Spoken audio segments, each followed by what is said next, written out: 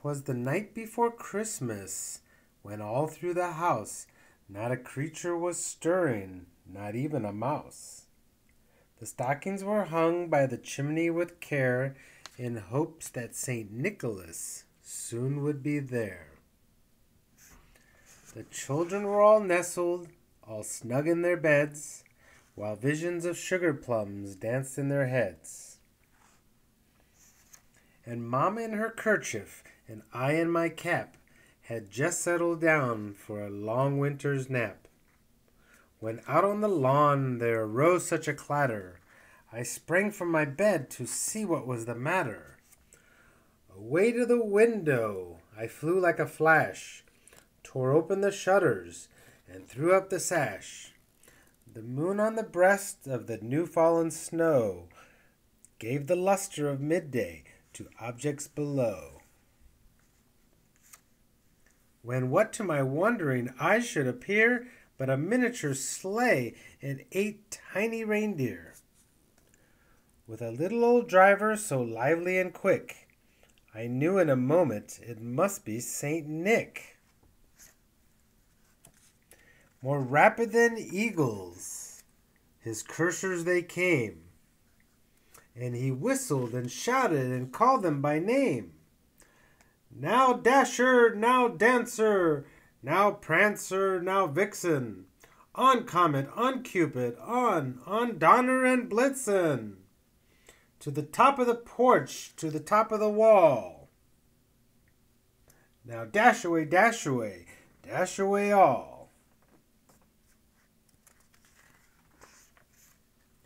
As dry leaves that before the wild hurricane fly, when they met with an obstacles to the mount to the sky.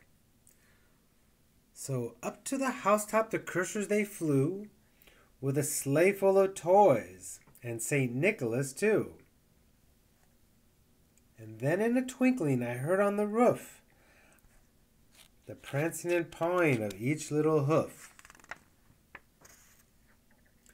As I drew in my head and was turning around, down the chimney St. Nicholas came with a bound.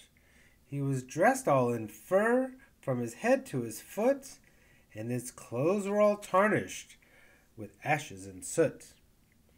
All bundled of toys he had flung on his back, and he looked like a peddler just opening his sack. His eyes how they twinkled, his dimples how merry, his cheeks were like roses, his nose like a cherry. His droll little mouth was drawn up like a bow, and his beard of his chin was as white as the snow. The stump of his pipe held tight in his teeth, and the smoke it encircled his head like a wreath. He had a broad face and a little round belly that shook when he laughed like a bowl full of jelly. He was chubby and plump, a right jolly old elf, and I laughed when I saw him in spite of myself. A wink of his eye and a twist of his head soon gave me to know I had nothing to dread. He spoke not a word, but went straight to work, and filled all the stockings, then turned with a jerk.